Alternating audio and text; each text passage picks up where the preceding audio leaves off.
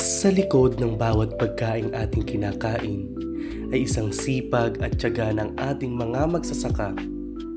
Ang kwentong ito ay pagpupugay sa kanilang dedikasyon at pagmamahal sa lupang nagbibigay buhay sa ating lahat.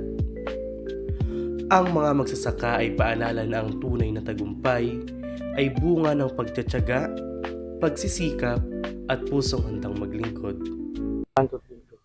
Magandang umaga po, Sir Joel. May ilang katanungan lang po ako.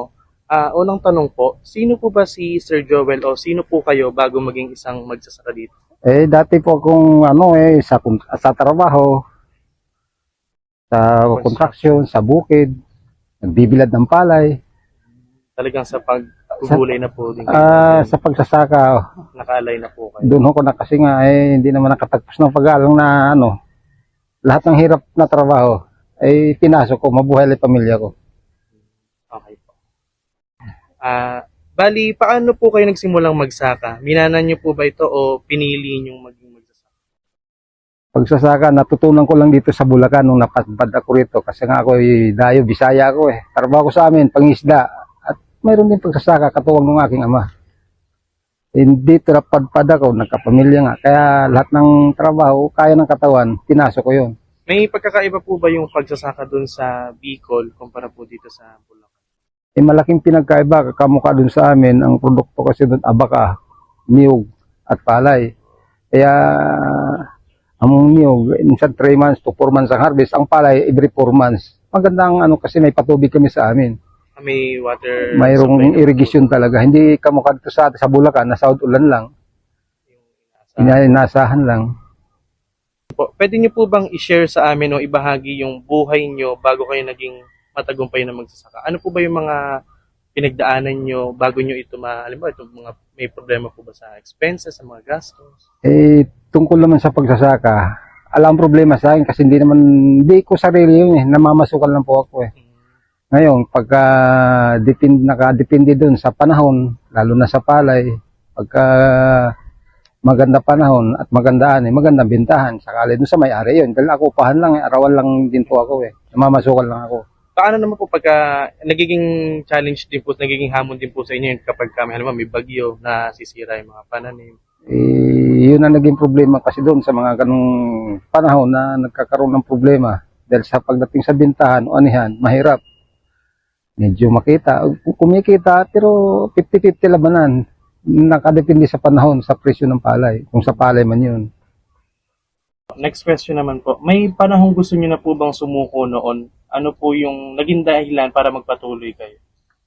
Hindi ko iniisip yung susuko kasi nga, ang sinasabi ng mga matatanda, ang hirap ay hindi bumubukol Wala akong iniintindi-inisip.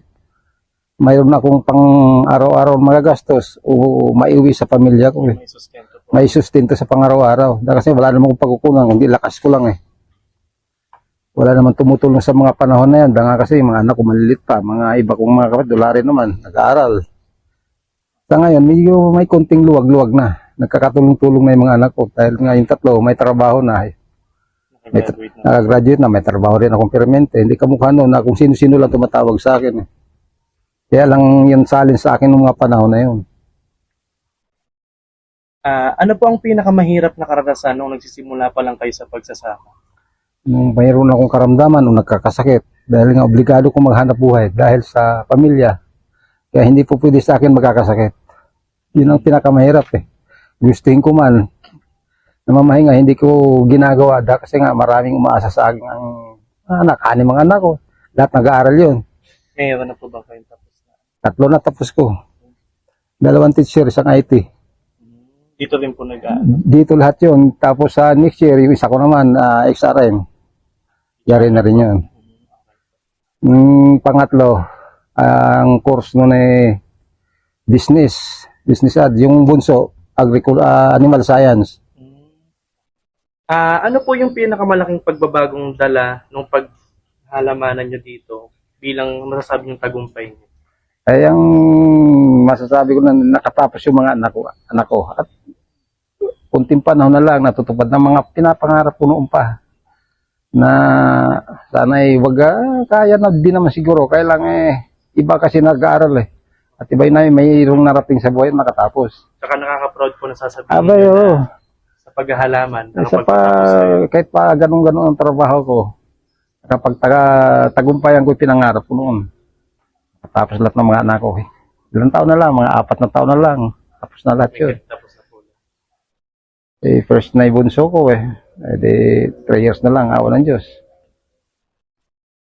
Bilang magsasaka po, ano po yung saloobin nyo sa mga kinakaharap na problema ng mga magsasaka ngayon? Gaya po ng kakulangan sa suporta, mababang presyo ng produkto, at yung mga hindi enough yung pondo na napupunta sa magsasaka.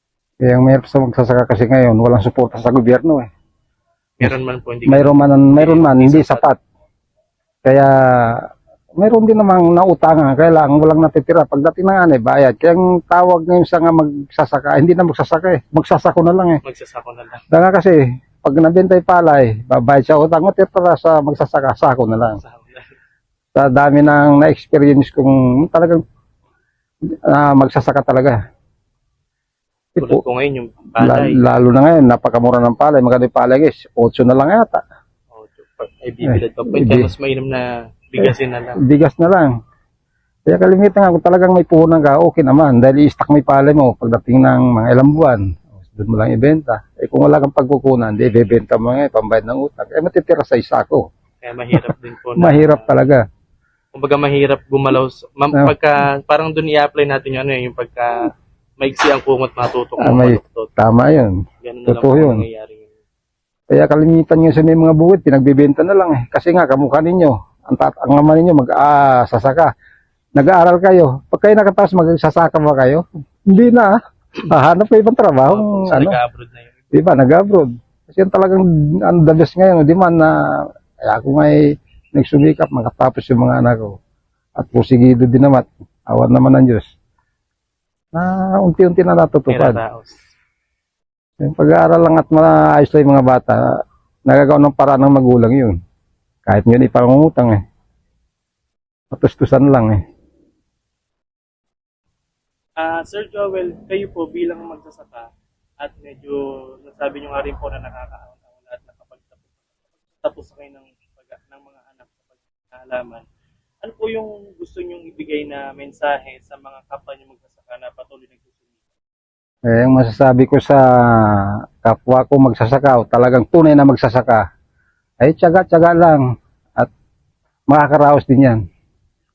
Lalo na, may mga anak kayo din na pag-aaral, balang araw may luwag din. Kung ikaw nga may higpit, may luwag din yan. Oo, tiyaga-tiyaga lang. Awa ng Diyos di naman tayo pababayaan. Dasal-dasal lang pag may time. Simba, ganun.